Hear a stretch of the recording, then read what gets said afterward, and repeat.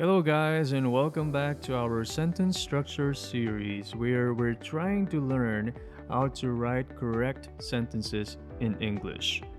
So far, we've looked at two lessons: types of sentences and simple sentence. In the first lesson, we tried to get a big picture, an overview of the different types of sentences we'll be writing in English. And in the second lesson, simple sentence, we started to zero in on how to write a simple sentence, which is the foundation of every sentence you'll be writing in English. And in this lesson, we're going to be looking at the special forms of sentences in English. Are you ready? Okay, let's get started. Sentences in English usually follow a pattern, and we've seen that already. We have the subject and the verb. But then we do have special patterns, special forms of sentences in English that I think we need to discuss because you actually are encountering them on a daily basis. If you read English books, and I know you do, you probably have encountered them and started asking yourself the question, why is it like this? It doesn't look like the normal sentence that we encounter in English.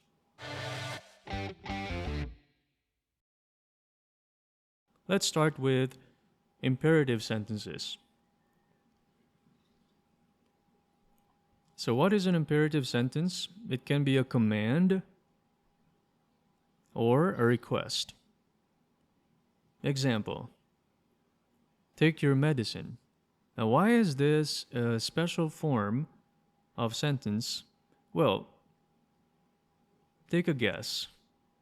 So you have a verb and a direct object, but where's the subject? So have you ever asked yourself that question? You probably have seen this a lot, right?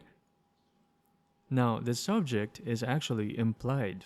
When we say implied, it's not stated, it's not there, but everyone knows that the subject is you. You take your medicine.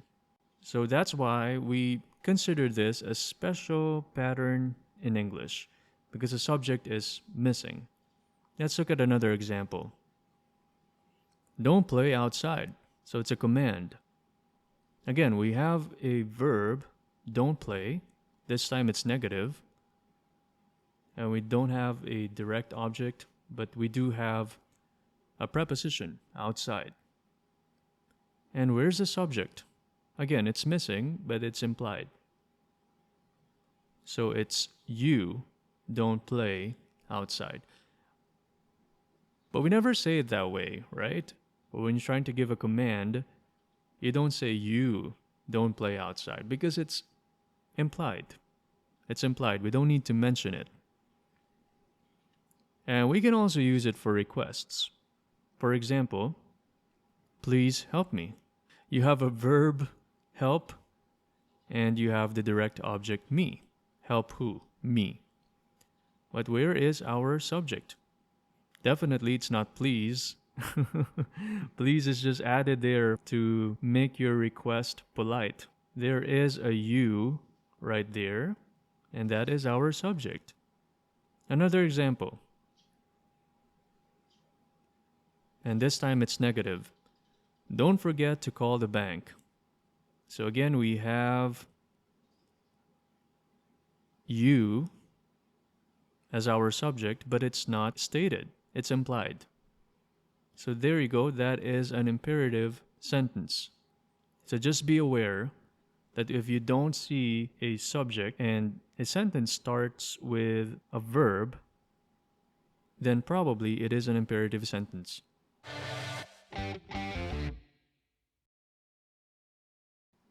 So in English, we have what we call inverted sentences. What is an inverted sentence? Let's look at this example. In the zoo are many animals. Anything you notice about this sentence? Does it look special in any way? Yeah, you can see that the verb comes first. Did you notice that?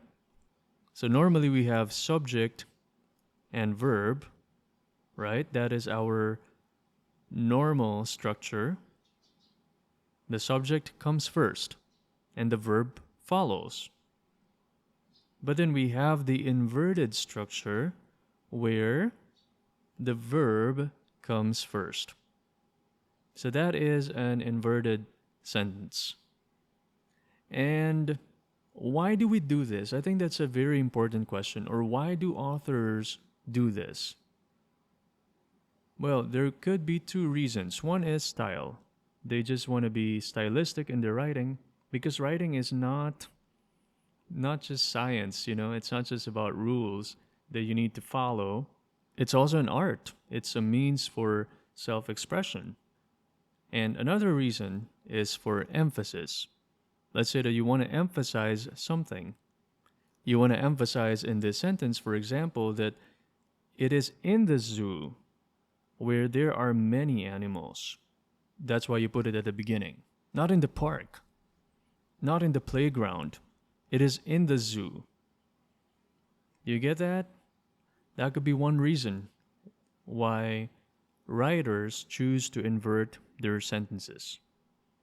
I know, it's like, do I need to do this? Do I need to write in this way? Well, no. The answer is big no. Again, it's just for style or for emphasis. Especially as a beginning English learner, you can choose to do away from this. But I'm giving you this lesson so that when you encounter them, not if you encounter them, I'm saying when you encounter them, you could better make sense of it. You can understand, okay, this is an inverted sentence.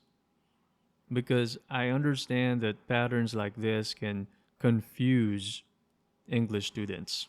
So I'm not necessarily asking you to write in the same way, but I just want you to be aware of such sentences, inverted sentences. In this specific sentence, we could see that we used a prepositional phrase to invert the subject and the verb. We put in the zoo in the beginning, which is a prepositional phrase. We can also use adjectives, adverbs there in conjunctions, and actually many more. But that's the first one. Prepositions is the first one, and we're going to cover all of them in this lesson. Now I want to show you another example, but this time from the Word of God, from an English Bible. John 1:1 says, "In the beginning was the Word." In the beginning was the Word. Now, what is our subject here? Not in the beginning, because you cannot find the subject inside a prepositional phrase. Remember that, okay? So our subject is the Word. The Word. And you can see it's capitalized because it refers to Jesus Christ. And our verb is was. That's right. Was. So you can see that they're inverted. The verb comes first and the subject comes after. And at the beginning of the sentence, you can see that you have a prepositional phrase in the beginning. In the beginning. So if you're going to invert this, if we're going to follow the normal structure, it will become the Word was in the beginning. But again, why did the translators put it this way? Why did they have to invert the sentence? Well, maybe because in the original Greek manuscript, it was inverted. I don't know for sure. But it could be that they're trying to emphasize that Jesus was there in the beginning. And we know that this verse points out to his divinity, that Jesus is God. So maybe that's what they were trying to do. They were trying to emphasize that. Okay, now that we're done with prepositions, let's look at adjectives. How are adjectives being used to write inverted sentences? Let's look at this example.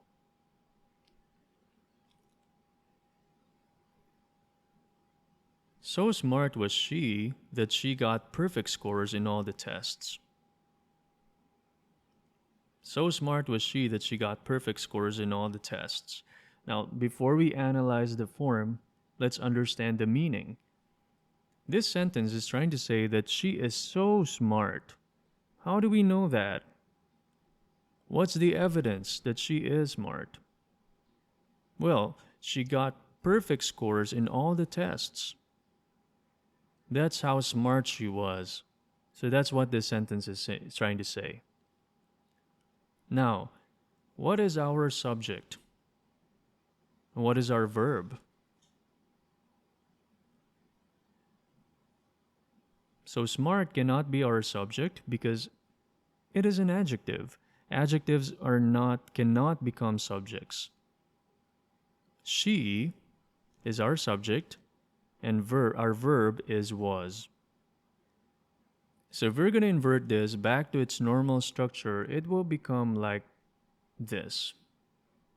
She was so smart. How so? That she got perfect scores in all the tests. That's how smart she was.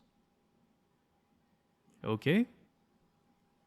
But again, why did the author of the sentence write it this way? Maybe for style or maybe for emphasis.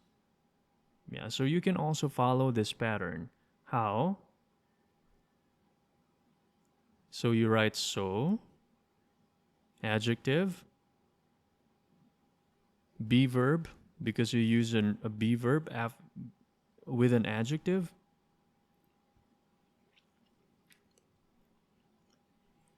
And then you write the subject.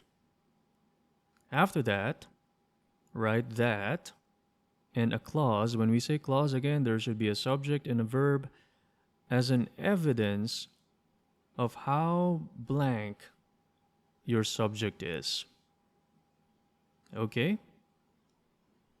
So this pattern is actually a bit complicated. Let's look at more simple examples from the Bible itself. The first one is from John 20, verse 29. And this is the word of Jesus himself. Blessed are those who have not seen and yet have believed. So you can see that the adjective, where's our adjective? Yeah, blessed or blessed. And where is our subject? Those, that's right. And our verb is are. So you can see that they are inverted. The adjective comes first, and then the verb, and then the subject. Okay? So if you're going to be inverting it back to its normal form, where the subject comes first, it will become those who have not seen and yet have believed are blessed. So that will be the normal form. And you can see this a lot in the Bible, right? You can see it in the Beatitudes. You can see it in Psalm chapter 1. Okay, another example comes from Psalm 84:10. Better is one day in your courts than 1,000 elsewhere. Better is one day in your courts than 1,000 elsewhere. So here we see that the psalmist was using a comparative adjective. What is that? Better. That's right. Better. And it comes at the beginning of the sentence. So what is our subject here?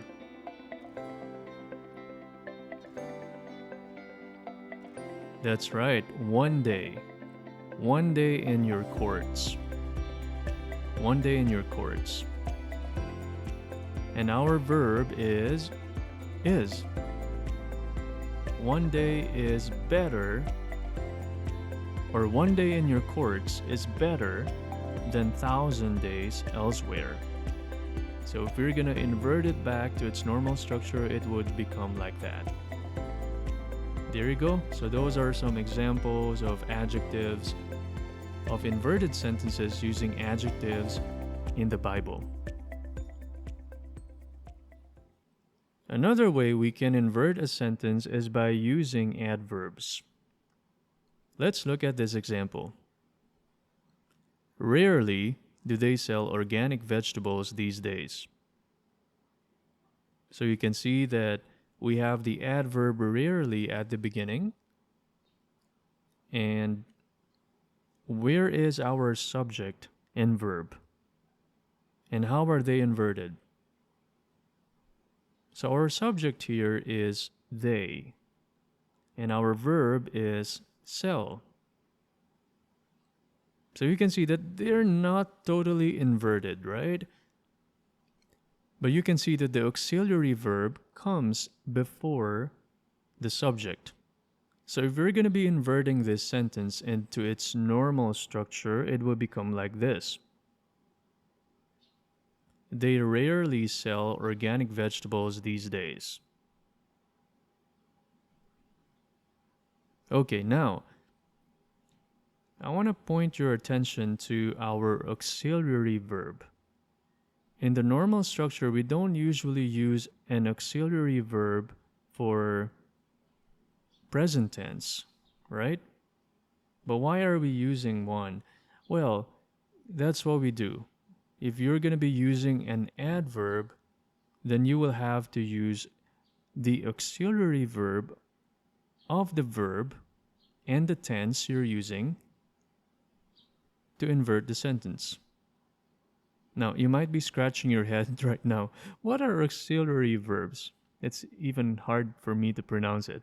Auxiliary verb. What are they? Well, they are not the main verbs. You can see that the main verb here is sell, right? But we do have the auxiliary verb that goes with our verbs, with our main verbs, depending on the tense that we're using. If we're using present tense, then we have to use do or does, especially if we're asking a question.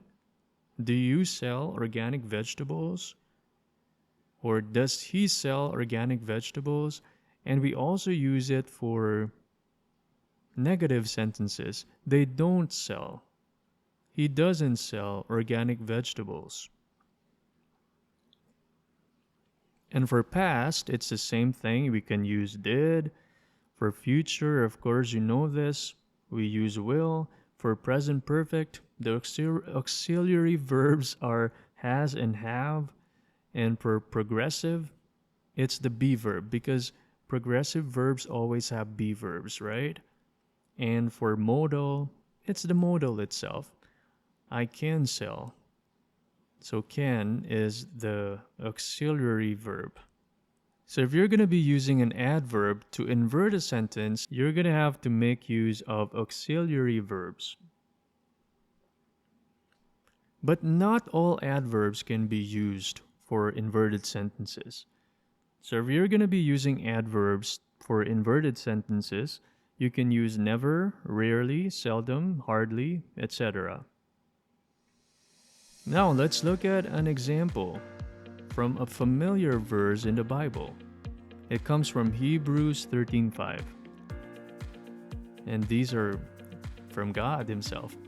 Never will I leave you, never will I forsake you. So you can see the adverb never there in two clauses. And you can see that the subject comes after the auxiliary verb will. Will. So if we're going to invert this, it will become, I will never leave you, I will never forsake you. And again, there is the emphasis for never. It's never gonna happen, right? God will never leave us nor forsake us. That's why never comes at the beginning of the sentence. Okay, another way to invert a sentence is using there. Let's look at this example. There are a lot of people outside. Now, this is a very common pattern, right? We always use this. And it's not for style, it's really the way it is. That's why this is one thing, one pattern for inverted sentences that I don't want you to just be aware of. I want you to be able to write it well. Okay, now let's try to analyze this sentence. What is our subject here? Yeah, I hope you didn't say there. A lot of English students are confused with this. There cannot be a subject because it is an adverb actually. So, what is our subject here? A lot of people. That is our subject, and our verb is are. So, you can see that again, they are inverted. So, if we're going to be inverting it back to its normal structure, it will become like this. A lot of people are there outside, which we never say, right? We never say that. We normally just say there are a lot of people outside. So this is one pattern that I want you to be able to master because this time we're not just using it for style or for emphasis. We're using it because it is a very common pattern in English. So compared to the other ones we looked at so far, the different ways of inverting sentences, this is not optional. You should master this, okay? Now let's look at another example. There is a problem. So what is our subject? A problem. And our verb is. So you can notice that we are using is as a verb, whereas in the first sentence, we used are. Why is that? Well, we have to make sure that our subject and verb agree with each other. So if you're using a singular subject, a problem, then you should use a singular verb. But if you're using a plural subject, a lot of people, then you should use a plural verb, are. So make sure that they agree with each other. Now there's one example that I want to call your attention to. There's a lot of people outside. You probably heard this somewhere from Hollywood movies or from native speakers because it is something that's being used a lot. But let me just say that it is wrong. This is wrong, grammatically wrong, because your subject is a lot of people, plural, and you have a singular subject, is. So don't ever use this in writing. But when it comes to speaking, we're not very strict about it. Yeah, that's why you can see Americans using this a lot. So for speaking, it is okay, but for writing, never use this, okay? Make sure your subject and verb agree. Okay, there is another example that I want to call your attention to. So a lot of Asians will say this. There have a lot of people outside.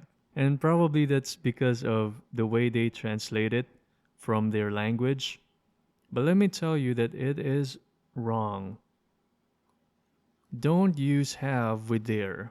Use a be verb. Have is not compatible with there. So remove that from your from your vocabulary, okay? Do not combine there and have. Just say there is, there are, and if you're using past tense, there was, there were, there will be mindful of that, okay? Okay, we're down to the last way we can invert a sentence, and that is by using conjunctions. Let's look at this example. Not only does he speak French, but also Russian. So this pattern is actually very similar to adverbs. In what way? Well, you can see that the subject comes after the auxiliary verb, does. And you can see that they agree with each other. He does. So if we're going to be inverting this sentence back to its normal structure, it will look like this. He not only speaks French, but also Russian.